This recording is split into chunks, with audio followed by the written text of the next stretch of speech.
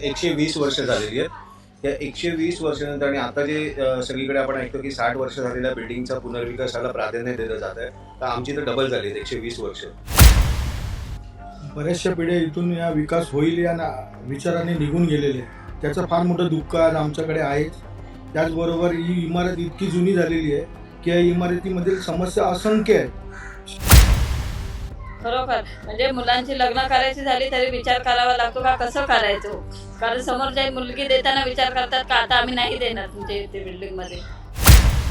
परळ येथील कृष्णनगर येथील रहिवाशांनी मुंबई महानगरपालिका निवडणुकीत मतदानावर बहिष्कार घालण्याचा निर्णय घेतलाय. रहिवाशांनी इमारतीबाहेर तसं फलक लावलंय. पुनर्विकासाचा प्रश्न रखडल्यामुळे नागरिक प्रचंड नाराज आहेत.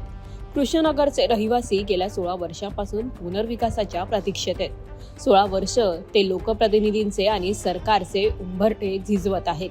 120 वर्ष झालेली आहेत. या 120 वर्षानंतर आणि आता जे सगळीकडे आपण ऐकतो की 60 वर्ष झालेल्या बिल्डिंगचा पुनर्विकासाला प्राधान्य दिलं जात आहे, तर आमची तर डबल झाली आहेत 120 वर्ष. आणि 16 वर्ष झाली हा प्रोजेक्ट म्हणजे आमच्याकडे मालक विकासक येऊन सुद्धा रखडलेला प्रोजेक्ट आहे. आणि कारण त्यांचं कारण एकच आहे की त्यांचा वाढत चाललेला क्लस्टरचा भस्मासूर, त्यांना त्याचा काय फायदा होणार आहे हे त्यांना गणित माहीत. परंतु आमच्या लोकांच्या आज इथे 630 कुटुंब राहतात. टोटल 2500 लोकवस्ती असलेला हे कृष्णनगर एक कुटुंब आहे. आणि ह्यांचं प्रतीक्षा एकच आहे की कधी आपण नव्या घरामध्ये जाणार आहोत. सुरुवातीला मालक विकासाने स्वतः प्रयत्न केले, तर जॉईंट व्हेंचरमध्ये आणखीन एक त्यांचे पार्टनर आले. बऱ्याचशा पिढ्या इथून या विकास होईल या विचाराने निघून गेलेले आहेत. त्याचं फार मोठं दुःख आज आमच्याकडे आहेच. त्याचबरोबर ही इमारत इतकी जुनी झालेली आहे की या इमारतीमधील समस्या असंख्य आहेत.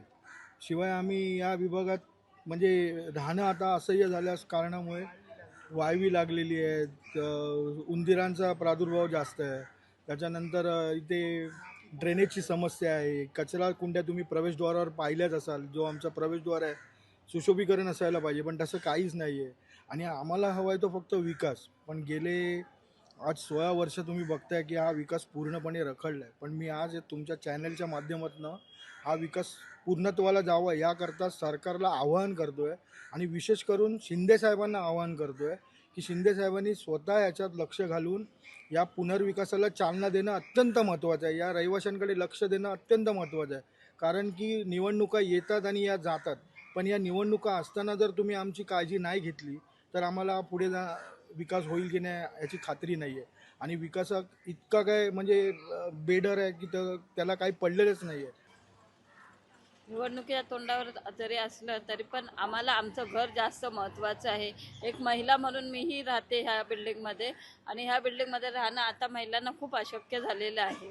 खरोखर म्हणजे मुलांची लग्न करायची झाली तरी विचार करावा लागतो का कसं करायचं, कारण समोर जी मुलगी देताना विचार करतात का आता आम्ही नाही देणार तुमच्या इथे बिल्डिंगमध्ये मुलीला, कारण बेसिक नीड असतात मुलींच्याही त्या पण पाहिजेत. त्यांचं झालं पाहिजे सगळं व्यवस्थित. असं तर काहीच होत नाही आहे. आज आम्हाला वनवास पण 14 वर्षाचा होता हो, आम्ही तर 16 वर्ष भोगतो इथे. ह्याच्यापुढे अजून किती भोगायचं आहे. कृष्णनगर या वसाहत क्रमांक 1 ते 4 मध्ये मिळून सुमारे 2500 रहिवासी राहतात. या सर्वांनी लोकप्रतिनिधी जर लोकांसाठी काम करत नसतील तर त्यांना मतदान करून आमचा काय उपयोग असा सवाल उपस्थित करत मतदानावर बहिष्कार टाकण्याचा इशारा दिलाय. 15 जानेवारीपर्यंत सरकारने पुनर्विकासाबाबत ठोस पावले न उचलल्यास मतदान न करण्यावर हे रहिवासी ठाम आहेत. लोकमत मुंबईसाठी मुक्ता लोंढेचा रिपोर्ट.